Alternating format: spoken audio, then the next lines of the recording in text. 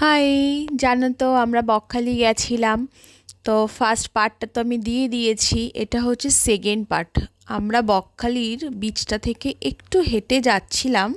ওখানে একটা মন্দির আছে পুরো জঙ্গলের মধ্যে। মন্দিরটা কিন্তু ভালো সুন্দর, কিন্তু আমার তো একা যাওয়ার কোনো সাহসই হবে না। চারিদিকে জঙ্গল, কেউ নেই কোথাও, শুধু একটা মন্দির আছে। আমাদেরকে যে টোটো দাদা নিয়ে গেছিল, সেই দাদাই আমাদেরকে বলল ওখানে একটা মন্দির আছে খুব সুন্দর, চলুন দেখে আসবেন। তো আমি প্রথমে ভাবলাম যাব না, এতটা দূর হাঁটতে হবে, অনেকটা হেঁটে হেঁটে যেতে হবে, খুব গরমও লাগছিল, বৃষ্টি আসবে মনে হচ্ছিল। তাও মা বলল যে চল একটু দেখে আসি, আসা তো হয় না। তা আমি বললাম চলো তাহলে যাই, দেখতে যাই।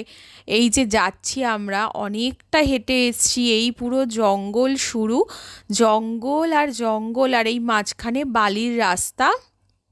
বালির রাস্তা দিয়ে অনেকটা হেঁটে যেতে হবে। ওই যে দূরে দেখা যাচ্ছে মন্দির, দেখো চারিদিকে কিচ্ছু নেই, কোনো বাড়ি নেই, কোনো কিচ্ছু নেই, শুধু আছে জঙ্গল, আর তার মাঝে হচ্ছে মন্দিরটা। মন্দিরটায় অনেক দেবী আছে দেখলাম, রাধাকৃষ্ণ আছে, ভালো সুন্দর বেশ মন্দিরটা। মন্দির কি কখনো খারাপ হয়? খুবই ভালো।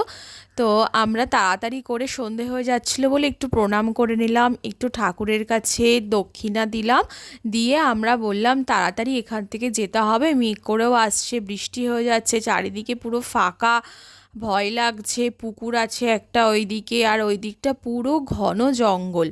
আমি মাকে বললাম তাড়াতাড়ি চলো, এইবার এখান থেকে ওই যে নিচে আছে উঠে অনেকটা হেঁটেও তো আবার ফিরতে হবে আমাদের।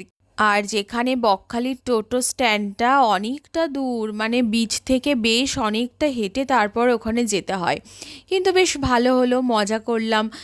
ওয়েদারটা তো একটু ঠান্ডা ছিল, তা হলেও খুব গরম লাগছিল। আমি বলছিলাম দেখো রাস্তা, এর ভেতরে জঙ্গল, চলো ঘুরে আসি। আমার মা বলছে তুই যা, আমি যাব না।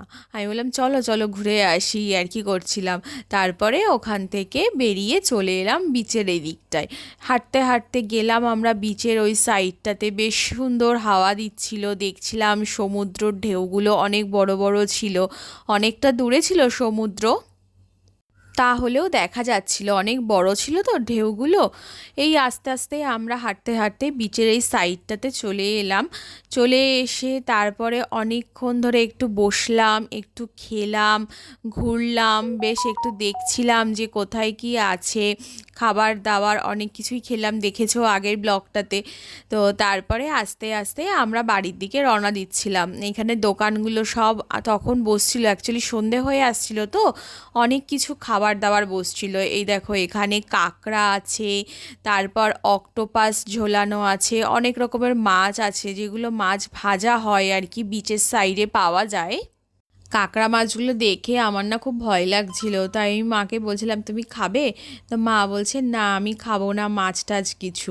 এই একটু ঘুরে ঘুরে দেখছিলাম, বেশ ভালো লাগছিল। আর তখন না অনেক লোক আসছিল, অনেক লোকজন আসছিল, বেশ মানে ভরে যাচ্ছিল জায়গাগুলো, চেয়ার পাচ্ছিল সবাই বসার জন্য, ওখানে আমিও একটু বসেছিলাম, মা বসেছিল। 20 টাকা করে ভাড়া নেয় চেয়ারগুলো ঘন্টা প্রতি, 1 ঘন্টা 20 টাকা। তারপর আমরা ওখান থেকে এসে একটু বাজার করলাম, আমাদের এই নামখানার এখানে বাজার করে চলে এসেছি।